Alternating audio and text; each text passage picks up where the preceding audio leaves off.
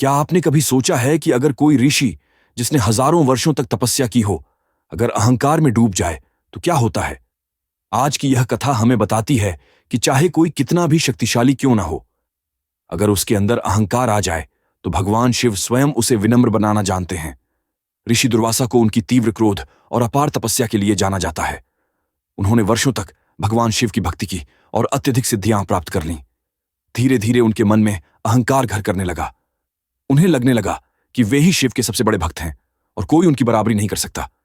एक दिन दुर्वासा ऋषि ने देखा कि कुछ साधु भगवान शिव की पूजा कर रहे हैं। ऋषि बोले, मेरी तपस्या सबसे बड़ी है, तुम लोग शिव के सच्चे भक्त नहीं हो। साधु विनम्रता से बोले, भगवान शिव को भक्ति चाहिए, अहंकार नहीं। इससे दुर्वासा क्रोधित हो उठे और बोले, अब मैं खुद शिव को बुलाकर बताऊंगा कि सबसे बड़ा भक्त कौन है। ऋषि दुर्वासा ने क्रोधित होकर एक विशाल यज्ञ किया और भगवान शिव का आह्वान किया, परंतु यह आह्वान भक्ति से नहीं, अहंकार से भरा हुआ था। भगवान शिव प्रकट हुए, पर उन्होंने मुस्कुराकर कहा, दुर्वासा, तुम्हारी तपस्या महान है, पर उसमें अहंकार है। मैं उस भक्ति को स्वीकार करता हूं जिसमें नम्रता हो, न कि घमंड। शिव ने अपने भीतर से भैरव रूप धारण किया और तीसरा नेत्र खोल दिया। उनकी दृष्टि से ऐसी ज्वाला निकली कि दुर्वासा की सारी सिद्धियां भस्म होने लगीं। ऋषि दुर्वासा भयभीत हो गए और तुरंत भगवान के चरणों में गिर पड़े। वे बोले, प्रभु, मुझे क्षमा करें, मैं अहंकार में अंधा हो गया था।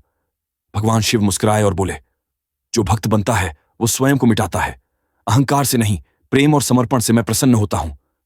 उन्होंने दुर्वासा को क्षमा कर दिया और आशीर्वाद दिया कि वह आगे से विनम्र बने रहें। अगर आपको यह कथा अच्छी लगी हो तो इसे लाइक करें, शेयर करें और ऐसी और कथाओं के लिए चैनल को सब्सक्राइब करना ना भूलें और कमेंट में हर हर महादेव लिखें।